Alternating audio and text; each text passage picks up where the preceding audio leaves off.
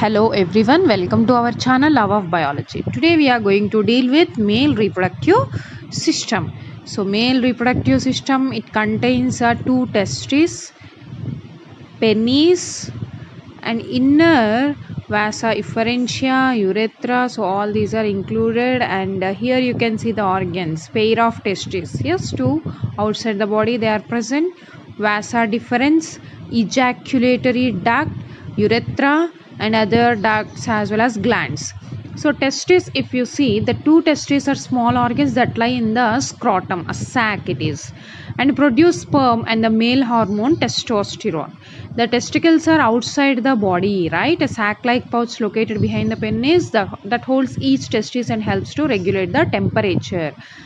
So this is the testis. Inner side you can see the many tubular structures, and outer it is covered with the layers. So the abdominal cavity will connect to the scrotal sac, scrotum, by inguinal canal is present through which the nerves vessels will run. Testes are connected to scrotum by a fibrous gubernaculum.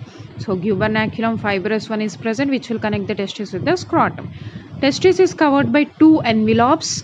So the outer peritoneum or the tunica vaginalis, outer layer it is, and inner fibrous tunica albuginea. So inner membrane which is divided into 250 lobules. So inner 250 lobules it contains. Inner side those lobules, the seminiferous tubules. So 2 or 3 seminiferous tubules are present. So inner tunica albuginea will fold to form these lobules, 250 lobules. Each lobule contain 1 or 3 coiled seminiferous tubules. Seminiferous tubules are lined by germinal epithelium, inner side. Yes, it is lined by germinal epithelium and contains male germ cells as spermatogonia, and also Sartori cells to give nourishment to the sperms.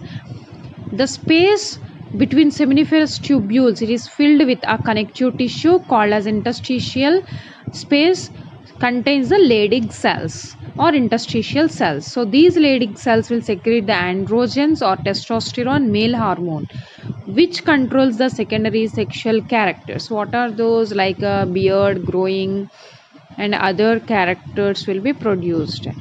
And here the spermatogenesis, if you see, so this is the seminiferous tubule. Inner side the layer contains the spermatogonia Sartori cells.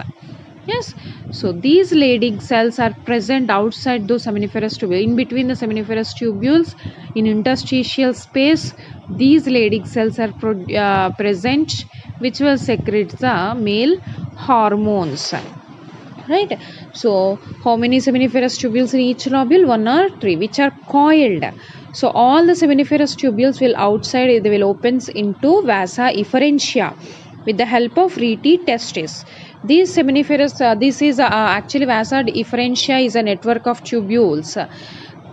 Okay, so to carry the sperms, this both to carry the sperms which are secreted in the seminiferous tubules. So here seminiferous tubules are connected to a network. Here you can see the rete testis. All are open into the epididymis through the vasa efferentia. Vasa efferentia is present through that. So these will open into the epididymis, the network of tubules called as the rete testis as well as the efferentia. So next, if you see vasa efferentia, so it will just to carry the sperms. Next, coming to the epididymis.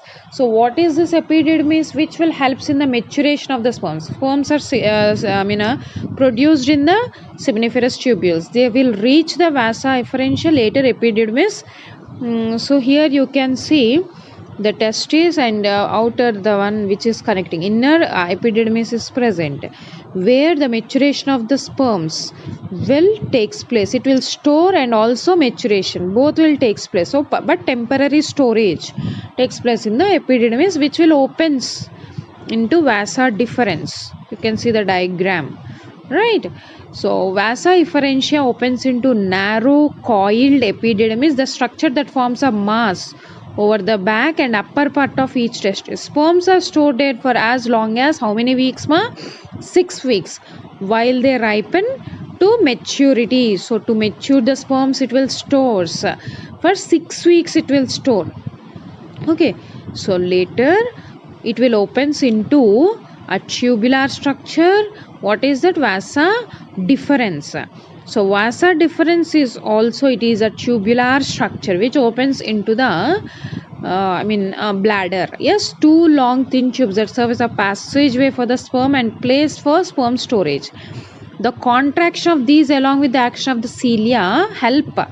So these vasa deferens will contract the action of the cilia, help to transport the sperms. Vasa deferens starts from epididymis through the inguinal canal into urinary bladder, and also receive the duct from seminal vessels. Both these will open into the urethra through the ejaculatory duct. So here vasa deferens and urethra is there. So seminal vesicles are present on both sides of the vasa deferential tubes, so which will open into the urethra with the help of ejaculatory duct. Okay, so a dual purpose tube, that is urethra. Both semen as well as urine pass through to leave the body. Semen and urine never mix. Special muscles or sphincters surround the urethra. So due to the pressure of these sphincters relaxation, so it will opens. Okay, so let us see what are those sphincters. During urination, one sphincter relax so that the pressure from the bladder will push urine out. During ejaculation also, another sphincter will relax so that semen will flow through the urethra to the outside of the body. So both are opening due to the relaxation of the sphincters. Next, the male sexual organ, that is the penis, for the intercourse. The reproductive purpose of the penis is to deposit the semen into the vagina. During sexual intercourse, the head of the glans penis contains many nerve endings, and also it is covered with a foreskin or the prepuce is present. So head we are calling it as a glans penis, and a foreskin, that is prepuce, are present. So just its purpose to throw the semen as well as urine. So here it is a penis with the glans penis at the tip, and inner side urethral tube which will connecting from the vasa differentia with the glands. So both sides, seminal, prostate, bulbourethral glands are present. Let us see one by one. So first, seminal vessels, two small glands that secrete a fluid that will nourish the and enables the sperm to move. It contains 60% of the semen will be producing, secreting by the seminal vessels. Prostate gland, which will surround the urethra beneath the bladder. The gland secretes alkaline fluid that neutralizes the acid found in the male urethra and the female reproductive tract. Without the action of the secretions of the prostate gland, many sperm would die and fertilization of ovum does not take place. So here prostate glands on both sides, below the seminal vesicles you can see, which will secrete the citric acids, seminal vesicles secrete citric acid, fructose for the movement, for the energy of the sperm to move. Next, prostate gland. After that, bulbourethral glands you can see below this prostate gland. So without the secretions of prostate gland, sperms can't move. So cowpers are the bulbourethral glands, two small pea-sized glands located beneath the prostate gland on both sides of the base of the penis. They secrete clear sticky fluid that helps to neutralize the acidity of the urethra. So less amount will be secreted by these glands just for the lubrication, but the remaining glands will secrete citric acids, fructoses, other amino acids it contains. So semen, a combination fluid that is produced in the seminal vesicles, prostate and cowpers gland. The fluid nourishes and helps the sperms move together the urethra. So all seminal fluid as well as the sperms, we are calling it as a seminal fluid or semen we are calling. Right. So next, spermatogenesis, that is the growth of the sperms, how they are producing in the seminiferous tubules. So the germinal layer, they contains the spermatogonia or stem cells or the mother cells, right? So which will undergo differentiation to produce the spermatocyte. Here the seminiferous tubules are present, which will helps in the formation of the sperms, right? So the germinal layer will present, which will undergo the division. The mother cells and Sertoli cells are present, right?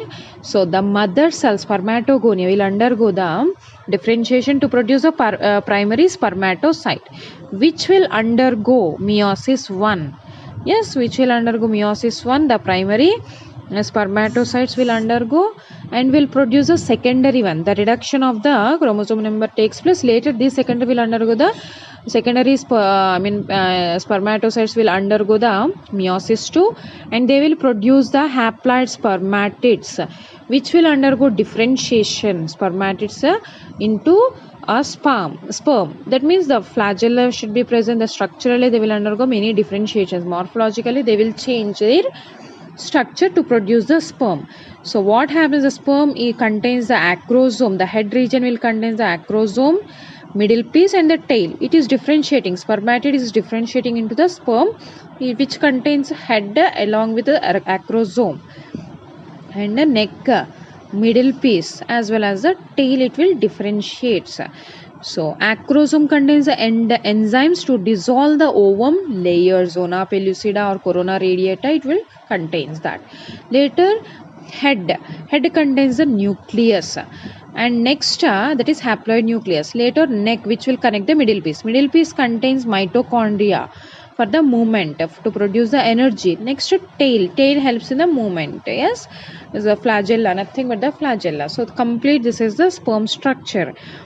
Okay, so which will later enters into the ovum to fertilize that. Yes, thank you for watching. Please subscribe my channel. If you have any doubt, you can ask, comment. Thank you.